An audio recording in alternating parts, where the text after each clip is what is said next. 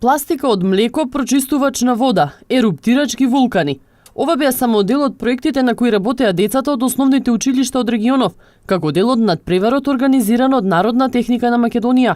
Учениците го споија наученото и креативноста и направија успешни експерименти. Проектот казеинска пластика, тоа е пластика од млеко, затоа што таа може да се прибедни за многу работи. Пластиката во денешно време се знае дека многу ја загадува нашата околина и затоа добро е да се замени со некакви биоразградливи материјали. Може да се добие од расипано млеко, тоест од скиселено млеко. Млекото се вари, потоа се додава оцет и се создава скиселено млеко. Потоа тоа се цеди и останува една како лигава материја. И таа потоа може да се обликува како сака. Со раствор од сребронитрат и бакарна жица, бидејќи бакарот е пореактивен од среброто, ги истиснува неговата сол и се добива ова што го добивме при правењето на експериментот.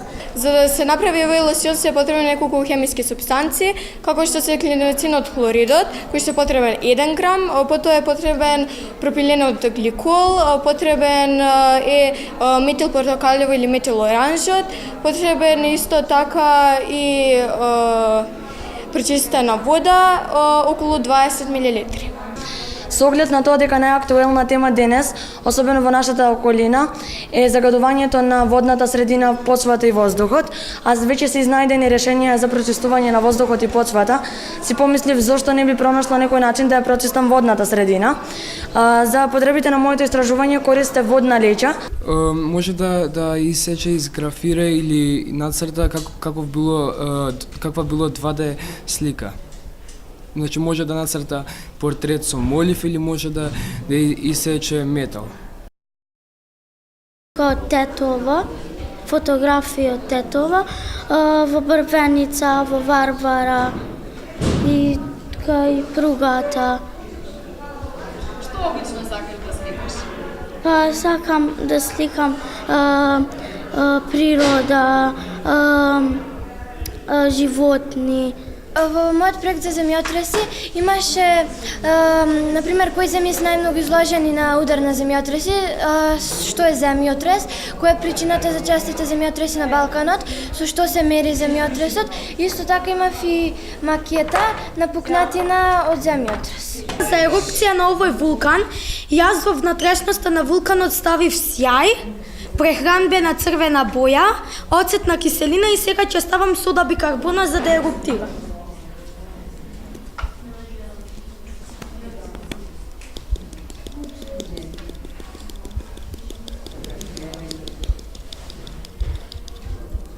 Сега ќе почне да еруптира. За да ја прикажеме хемиската реакција помеѓу содата бикарбона и оцетната киселина. Ова е еден од 20 регионални надпревари. Сегашни успешни професори и научници биле дел од вакви надпреварувања години наназад.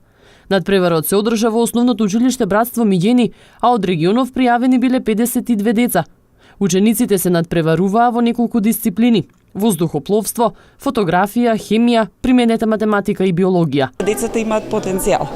Се работи за паметни, интелигентни деца и само треба да се усмерат своите капацитети, да си ги покажат, да се развие љубовта кон науката, кон истражувањето, затоа што навистина тоа само може во животот кон успех да ги донесе. Водејќи се од идејата дека детскиот ум не е брод кој што треба да се наполни, туку оган кој што треба да се разгори, ние како училиште денеска разгоривме многу малечки умови и се надевам дека еве веќе почна првичните резултати да стигнуваат од надпреварите, односно од секоја област, и се надеваме дека ќе имаме многу награди кои што достојно ќе го представат нашиот регион. Наша фактички филозофија била Тетово и училиштата од Тетово да ги вратиме во процесот на надпреварувањата.